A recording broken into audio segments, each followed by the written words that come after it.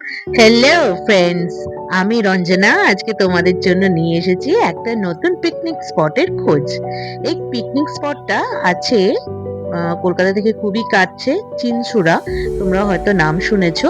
বরকপুর, চিনসুরা বরকপুরের কাছে উল্লাস picnic spot. এখান থেকে কলকাতা বেহালা থেকে আমরা স্টার্ট করেছিলাম 8টা 10-এ। আমরা গিয়ে পৌঁছেছি 10টা 15-তে। 2 ঘন্টা 5 মিনিট সময় লেগেছে। তবে হ্যাঁ, রাস্তা খুব ভালো, রাস্তায় কোনো প্রবলেম হবে না। পিকনিক স্পটটা বেশ সুন্দর, বিশাল বড় না হলেও ছোটর মধ্যে হলেও স্পেসিফিক তোমাকে স্পেস দিয়ে দেবে তোমার এরিয়া, যে তুমি কতটা জায়গার মধ্যে তুমি তোমার লোকজনকে বসাবে বা তোমাদের এন্টারটেনমেন্ট যা কিছু অ্যাক্টিভিটি সবকিছু করতে পারবে। ঢুকলেই প্রথমে থাকবে পার্কিংটা বেশ বড়।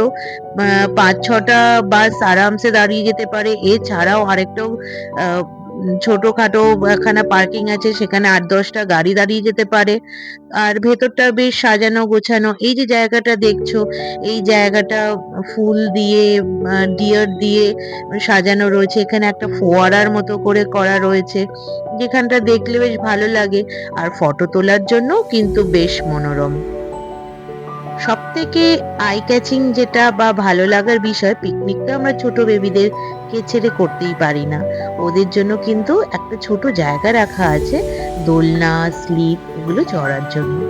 আর এই যে জায়গাটা দেখছো, এটা হচ্ছে আমাদের প্লট নাম্বার 5। দেখো মিষ্টি দৌড়ে এসে ভিডিওটাকে নষ্ট করার জন্য রেডি।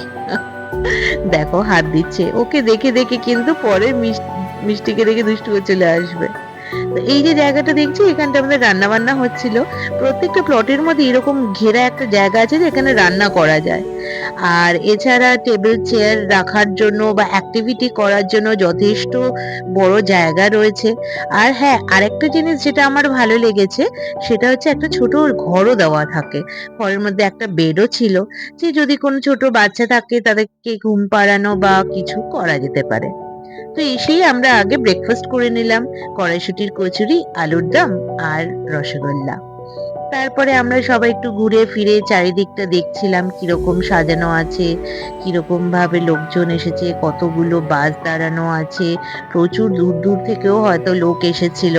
11টা 11:30 পর্যন্ত বাস ঢুকেছে, আর প্রচুর লোক।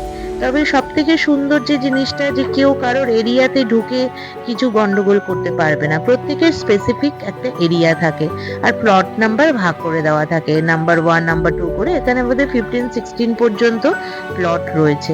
এই জায়গাটার মধ্যে তুমি একমাত্র থাকবে, তোমার গ্রুপ থাকবে, আর কেউ এসে কোনো রকম ডিস্টার্ব করবে না। তারপরে আমরা একটু স্ন্যাক্স খেয়ে নিলাম। পকোড়া ছিল, চিকেন পকোড়া, পনির এসব ছিল। বাচ্চারা তো এই চিলড্রেন্স পার্কে ঢুকে আর বেরোনোর নাম নেই। যাই হোক, তারপরে আমাদের একটু অ্যাক্টিভিটি হলো, হাড়ি ভাঙা হলো বাচ্চাদের, হাড়ি ভাঙা হলো বড়দের।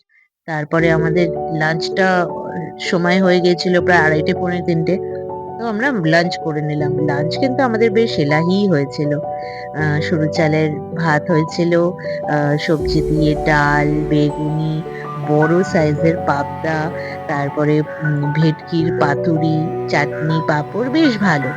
তো লাঞ্চ সেরে আমরা বাচ্চাদের একটা মিউজিক্যাল চেয়ারের ইভেন্টও করে নিলাম। খুব ইম্পর্টেন্ট একটা ইনফরমেশন দিই, 4টের পর কিন্তু তোমরা কোনো রকম মাইক বাজাতে পারবে না, ওরা নিয়ে চলে যায়। তো এইভাবে আমরা পিকনিকটাকে খুব ভালোভাবে এনজয় করলাম, মজা করলাম, আনন্দ করলাম। তোমরাও এখানে ভিজিট করতে পারো, দেখতে পারো। Thanks for watching, please subscribe.